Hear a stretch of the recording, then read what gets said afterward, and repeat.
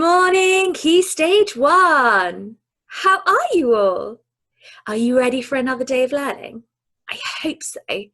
I'm really super excited about today's art project. It's going to be really good fun, and I know I had lots of fun doing it. But first of all, we need to have a look at today's word up. Are you ready to sing our chant? 3, 2, 1. Hey, all of Dunkirk in your homes, I got a new word to show you, so tell all your boys and girls, word up. Okay, I've got a really fun word for you today, and it ties in really well with the snail and the whale. So the word that we're going to look at is colossal. Now, colossal, the synonyms for colossal, the words that mean something similar, are gigantic, huge, massive, enormous.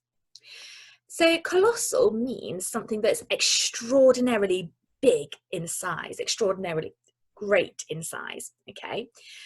But if you look in a dictionary, it also says resembling colossus. Now, I was thinking, resembling colossus, what on earth does that mean? So I did a little bit of research. The word colossal comes from this Greek statue. And it is Colossus of Rhodes. That was its name. And it was one of the 7 wonders of the ancient world. Colossus of Rhodes. Now, I hope you can see from that artist's impression how big it is compared to the boats. Now, this was a statue of the Greek sun god Helios, and it was built in 292 BC. That means before Christ was born. And it was built on the little Greek island Rhodes. I wonder if you can find Greece on a map, see where it is. If you've got Google Earth, I wonder if you can find Rhodes and see how tiny an island it is. Now, to think about the size of Colossus, according to historical texts, he was over 33 meters tall. And can you see he stood on some white marble blocks? They alone were 15 meters tall. So in total, you're looking at 48 meters tall, which really is extraordinarily great. So I can see where the word colossal has come from through inspiration from Colossus of Rhodes. Can you imagine if there were 48 of you stood one on top of the other?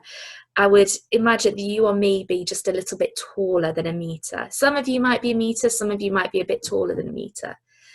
So imagine if you were a meter tall, how big that would look. 48 of you stood one on top of the other.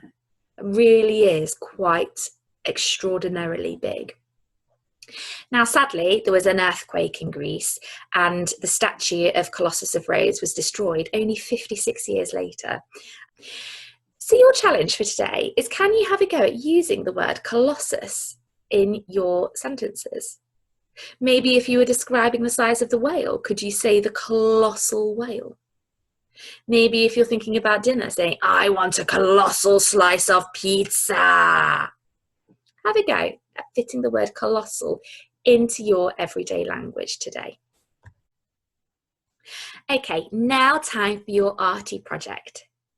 This week, we're going to have a look at drawing an iceberg in the style of cubism.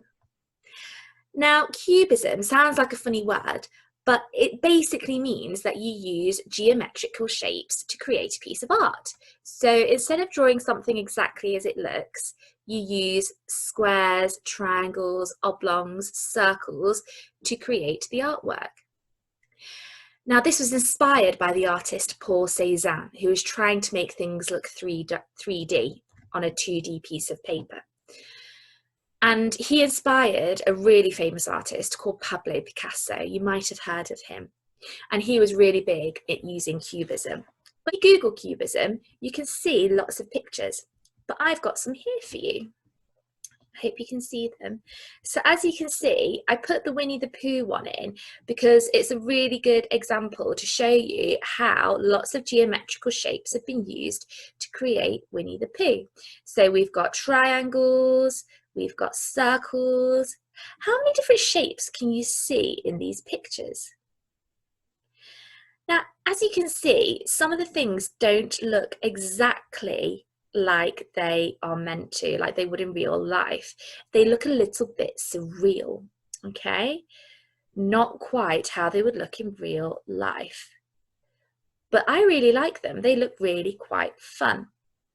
And the good news is it's really easy, therefore, to have a go at doing a drawing. Because if you can draw squares and triangles and oblongs, you can have a go at making your own iceberg using these shapes. And here are some of the pictures that I've found. But my favourite one was this one. And this is the one that we're going to have a go at. So take a look at this short video and see if you can have a go today at recreating this iceberg in the style of cubism.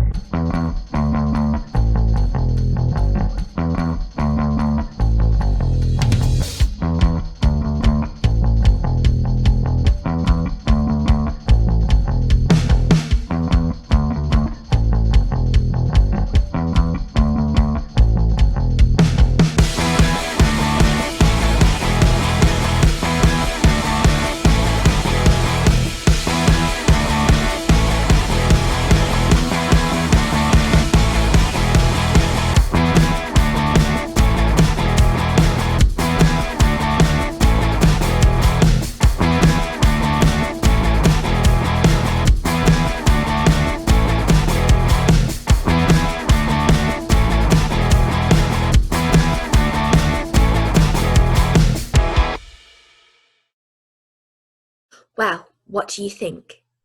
Do you think you can give it a go? I really hope so. Like I said, I had lots of fun doing this challenge. And I'm not the best artist. Children in my class will know that Miss Nabila is the one that normally does the artwork. So if I can do it, you can do it too. Give it a go and send your pictures to oak@dunkirk.nottingham.sch.uk. I hope you have a lovely day. Good luck with all your other work. Stay home and stay safe.